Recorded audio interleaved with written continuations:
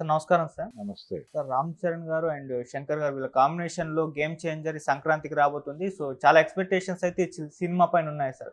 ఇక ఇప్పటి నుంచే ప్రమోషన్స్ మొదలుపెట్టారు. ప్రమోషన్‌కి సంబంధించి ఒక పోస్టర్ రిలీజ్ చేశారు. ఆ పోస్టర్‌లో ప్రీ రిలీజ్ ఈవెంట్‌ని మేము అమెరికాలో జరుపబోతున్నాం అని చెప్పారు. సో, ఇప్పటివరకు ఇండియన్ హిస్టరీలో అమెరికాలో ప్రీ రిలీజ్ ఈవెంట్ జరగలేదు. ఫస్ట్ టైం మేమే చేస్తున్నాం అన్నట్టు వాళ్ళు చెప్పడం చూస్తున్నాం. సో, అమెరికాలో ప్రీ రిలీజ్ ఈవెంట్ అనేది ఆ సినిమాకి ఏ రకంగా హెల్ప్ అవుతుంది సార్? ఈ వ్యూహం అనేది కరెక్ట్ అంటారు? మీరేం చెప్తారు సార్? అంటే 'రామ్ చరణ్‌కి' 'ట్రిపుల్ ఆర్' సినిమా ద్వారా గ్లోబల్ మార్కెట్ ఓపెన్ అయింది అనేటువంటి ఒక బిలీఫ్ ఉంది. అందుకని ఆయనకు ఒక బిరుదు కూడా ఇచ్చేశారు. ఇప్పటివరకు ఆయన ఎలా పిలిచేవాళ్ళు, మెగా పవర్ స్టార్ అనేవాళ్ళు. అవును. ఇప్పుడు మెగా పవర్ స్టార్ ప్లేస్లో గ్లోబల్ స్టార్ అంటున్నారు. ఈ గ్లోబల్ స్టార్ అనేది మార్కెట్కి సంబంధించినటువంటి ఒక దాన్ని ఏమిటంటారు, సింబాలిజం అంటున్నారు. అంటే ఆయనకి ప్రపంచ మార్కెట్ ఉంది అని చెప్పడం. ఓకే. సో ఈ ప్రపంచ మార్కెట్ ఉంది కాబట్టి ఆ మార్కెట్ని స్థిరీకరించుకోవాల్సి ఉంది. ఇప్పుడు 'పుష్ప 1'తో అల్లు అర్జున్కి పాన్ ఇండియా మార్కెట్ అందుబాటులోకి వచ్చింది. అయితే దాన్ని స్థిరీకరించుకోవడం అనేది 'పుష్ప 2'తో జరగాల్సి ఉంది. ఓకే. అలాగే 'రామ్ చరణ్'కి 'ట్రిపుల్ ఆర్' అనే సినిమా ద్వారా గ్లోబల్ మార్కెట్ ఓపెన్ అయింది అనుకుంటే ఆ మార్కెట్ని స్థిరీకరణ చేసుకోవటం అనే ఒక ప్రోగ్రాం ఉంటుంది. ఇక్కడ గ్లోబల్ మార్కెట్ అనే విషయంలో ఒక చిన్న గందరగోళం ఉంది. గ్లోబల్ మార్కెట్ అంటే ఏమనుకుంటున్నారు వీళ్ళు, అంటే తెలుగు సినిమాని అబ్రాడ్లో రిలీజ్ చేయటం మాత్రమే గ్లోబల్ మార్కెట్ కాదు. మీరు ప్రపంచ భాషల్లోకి అనువాదం అయ్యారా లేదా అన్నది చూడాలి. అంటే 'గేమ్ చేంజర్' అనే సినిమాని ఆల్రెడీ పాన్ ఇండియా మార్కెట్లో వాళ్ళు హిందీ మార్కెట్లోకి రిలీజ్ చేస్తున్నారు, తమిళ మార్కెట్ ఇవన్నీ రిలీజ్ అవుతోంది. అయితే ఈ ఇండియాలో ఉన్నటువంటి భాషల తాలూకా ప్రజలు అమెరికాలో ఉన్నారు. వాళ్ళ ప్రాంతాల్లో వాళ్ళ భాషల్లో ఆ సినిమా రిలీజ్ అవటం అనేది ఒకటి. ఇది మాత్రమే కాదు, దీంతో పాటు అక్కడ లోకల్ లాంగ్వేజెస్ ఉన్నాయి. స్పానిష్ ఉంది, ఫ్రెంచ్ ఉంది. ఈ లాంగ్వేజెస్లో కూడా ఏమన్నా తర్జుమా చేస్తున్నారా? ఇప్పుడు ఎలాగైతే తమిళ వెర్షన్ రిలీజ్ అవుతుందో స్పానిష్ వెర్షన్ రిలీజ్ కావాలి, అలాగే ఫ్రెంచ్ వెర్షన్ రిలీజ్ కావాలి, ఇంకో చోట ఇంకో లాంగ్వేజ్ ఉంటే అక్కడ ఆ లాంగ్వేజ్లో రిలీజ్ కావాలి. ఓకే. అప్పుడు తెలుగు సినిమాకి గ్లోబల్ మార్కెట్ అది క్రియేట్ అయింది అని చెప్పుకోగలుగుతాం. అప్పుడు ఈవెంట్స్ అనివార్యంగా అక్కడ కూడా చేయాల్సి ఉంటుంది. అందుకని ఇప్పుడు ఆల్రెడీ లక్నోలో చేశారు వీళ్ళు ఇంతకుముందు. లక్నో నుంచి ఇప్పుడు న్యూయార్క్కి వెళ్తున్నారు.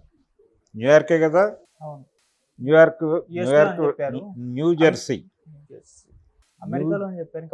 అదే న్యూయార్క్ అవుతుంది మ్యాక్సిమం. సో ఎక్కడ చేస్తారు అనేది చూడాలి. జరిగితే అంటే గ్లోబల్ ఈవెంట్స్ జరుగుతాయి అనేది ఒక అంచనా అయితే ఉంది. తెలుగు సినిమా ఎప్పుడైతే వరల్డ్ మార్కెట్లోకి ప్రమోట్ అవుతుందో అనివార్యంగా ప్రతి ప్రాంతంలోనూ ఆ సినిమాని పరిచయం చేసేటువంటి కొన్ని ఈవెంట్స్ జరగాలి అక్కడ. అంటే ఏదో మేరకు శబ్దం చేయాలి. శబ్దం చేస్తే జనాలు అటువైపు చూస్తారు. ఆ చూసిన తర్వాత ఆ చూసిన జనాలు థియేటర్కి వెళ్తారు. అలా సినిమాని ప్రమోట్ చేయటం అంటే ప్రతి ఏరియాలోనూ దానికి సంబంధించినటువంటి ఇతర హక్కులు కూడా ఉంటాయి. కేవలం థియేటర్కల్ బిజినెస్ మాత్రమే కాదు. అది స్పానిష్లో రిలీజ్ అయితే స్పానిష్ టీవీల్లో శాటిలైట్లు అమ్ముకోవచ్చు, స్పానిష్ లాంగ్వేజ్లో నడుస్తున్నటువంటి ఓటీటీల్లో డిజిటల్ రైట్స్ అమ్ముకోవచ్చు. ఇలా అనేక మార్కెట్లు ఓపెన్ అయిపోతాయి. సో చాలా వ్యాపారం జరుగుతుంది. ఈ 2000 కోట్లు అని చెప్తున్నారు. ఆ 2000 కోట్ల క్లబ్ దాటి వెళ్ళిపోతుంది తెలుగు సినిమా. ఇప్పుడు ఇంగ్లీషు సినిమాలు ఎలాగైతే ఇక్కడ కొని ఓటీటీలకి వాడుతున్నారు, శాటిలైట్కి వాడుతున్నారు కదా, మనం చూస్తున్నాం. ఇదే పరిస్థితి తెలుగు సినిమాకు కూడా వస్తుంది. అంతకుమించి ఏవి కొత్త ఆశలేం లేవు ఎవరికి. ఇలా గ్లోబల్ మార్కెట్ స్థిరీకరణ చేయడానికి 'గేమ్ చేంజర్' వైపు నుంచి ఏవైనా ప్రయత్నాలు జరుగుతున్నాయా అనేది చూడాలి. 'ట్రిపుల్ ఆర్'కి అయితే వాళ్ళు ఆస్కార్ కొట్టడం ద్వారా దాన్ని గ్లోబల్ మార్కెట్లోకి తీసుకెళ్ళాం అని చెప్పారు. అప్పటికి వాళ్ళు ఇండియన్ లాంగ్వేజెస్ మీద మాత్రమే సినిమాని నడిపారు తప్ప ప్రపంచ భాషల్లోకి తర్జుమా చేసి తీసుకెళ్ళిన దాఖలాలు అయితే మనకు ఎక్కడా కనిపించలేదు. గతంలో అలాంటి ప్రయత్నం కృష్ణ గారు చేశాడు. ట్రెజర్ హంట్ అనే పేరుతో మోసగాళ్ళకు మోసగాడిని ఇంగ్లీష్లోకి డబ్ చేసి అక్కడ తీసుకెళ్లే ప్రయత్నం చేశాడు. కొన్ని దేశాల్లో రిలీజ్ అయింది ఆ సినిమా.